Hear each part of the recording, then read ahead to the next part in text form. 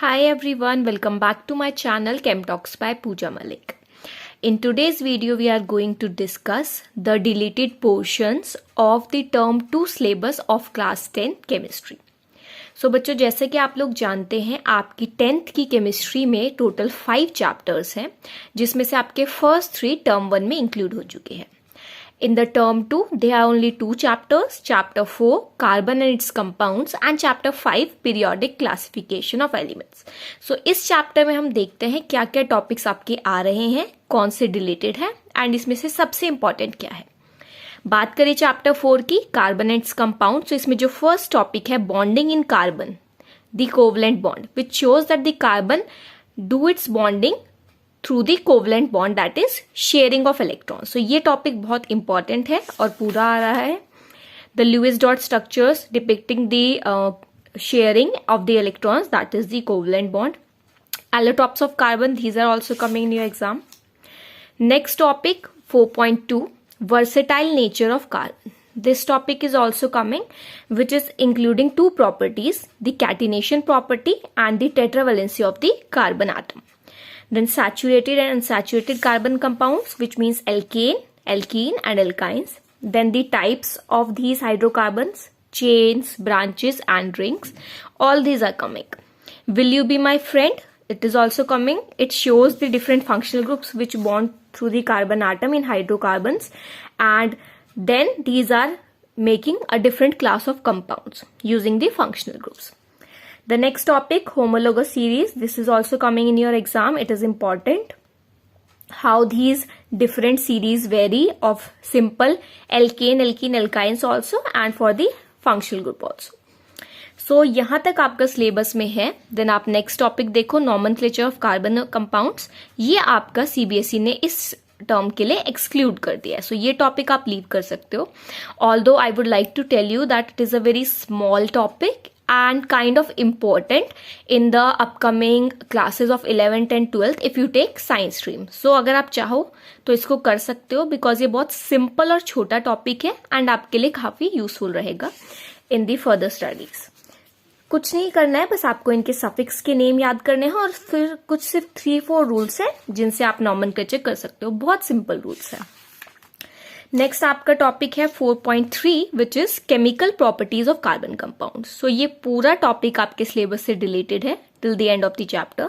All these reactions, combustion reaction, addition, substitution, oxidation, then important carbon compounds like ethanol, its properties of ethanoic acid, all these are deleted.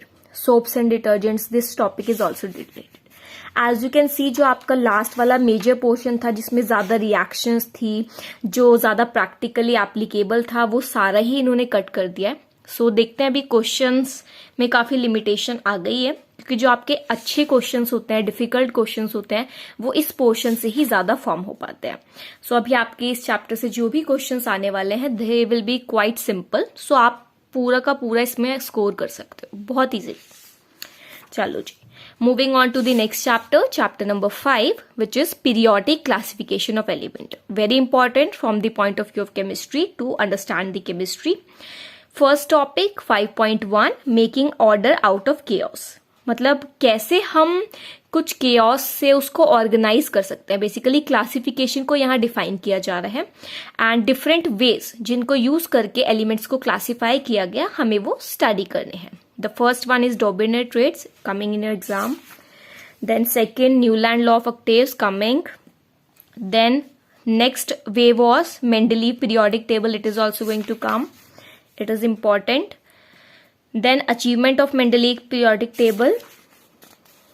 And when we talk about the achievement of Mendeleev periodic table, after that you must also know the limitation of Mendeleev. That is why another type of classification was introduced, which is the modern periodic table. It is very, very important and the final type of classification which we use to study the periodic table. This is your periodic table. Next topic बच्चों देखो यहाँ पे है position of elements in the periodic table. Although CBSE has not mentioned this topic in the syllabus, so आप इसको चाहो तो leave भी कर सकते हो, but as such कोई बहुत difficult ये topic नहीं है, तो आप इसको कर भी सकते हो. अदरवाइज सीबीएसई का जो प्रिस्क्राइब्ड सिलेबस आपका आया है उसमें ये टॉपिक मेंशन नहीं है. Moving on to the next topic, as you can see trends in the modern periodic table. ये सभी ट्रेंड्स हमें करने हैं, valency, atomic size, how metallic and non-metallic properties vary in a periodic table, all these. So this is how you need to study these 2 chapters, and chapter 5 में almost सारे ही topics आ रहे हैं, just one topic is deleted, so ये आपको पूरा करना है। And इसमें काफ़ी वेराइटी ऑफ क्वेश्चंस बन सकते हैं, ऑल्दो मोस्टली इसमें थ्योरेटिकल ही रहेंगे, सो आप अकॉर्डिंगली उस पर वर्क कर सकते हो। And the second thing, as we know, जो हमारा टर्म 2 होने वाला है that is going to be subjective. So objective वो रखेंगे, बट जैसे स्टार्टिंग में आता था पहले बहुत कम ऑब्जेक्टिव होते थे, कुछ एमसीक्यूज दे देते थे, वही पैटर्न आई थिंक रहने वाला है।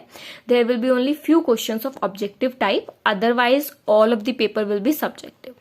ऑल्दो केमिस्ट्री का बहुत इजी सिलेबस है, तो आप उसमें बहुत इजीली स्कोर कर पाओगे।